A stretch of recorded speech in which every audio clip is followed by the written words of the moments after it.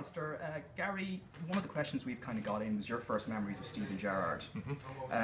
What's the first thing that kind of sprung to mind when you saw him? Did you kind of see this great player coming forward, or was the potential fairly evident? Well, the thing was, you know, when I arrived, I'd obviously heard of him. I'd heard there was a young player who was, you know, causing a little bit of a storm. You know, he obviously played in the first team back prior to me arriving, but it was, you know, it was inside 10 minutes of the first training session with Steven that he actually realised that there was a special player in the making.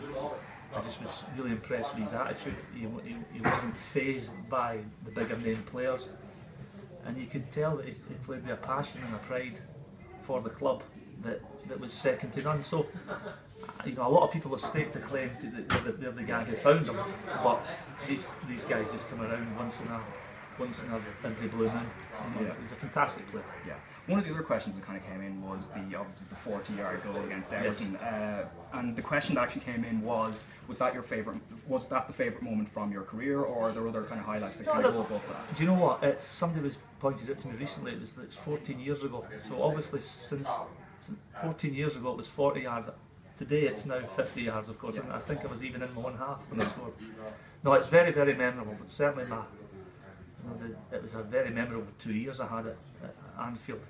You know, winning the league at Leeds United, but one-off things, you know, special goals, you know, it's way up there. Yeah, and I suppose the final thing I kind of wanted to ask was Ireland v Scotland. Obviously, Gordon Strachan's really built this Scottish team into quite a fairly strong force. How do you see that game going? Obviously, you guys won in the return fixture.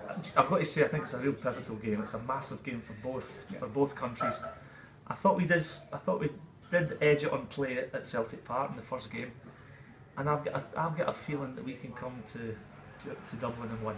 I've got to say that, because I think then that would put Scotland in a real strong position to actually get to France next year.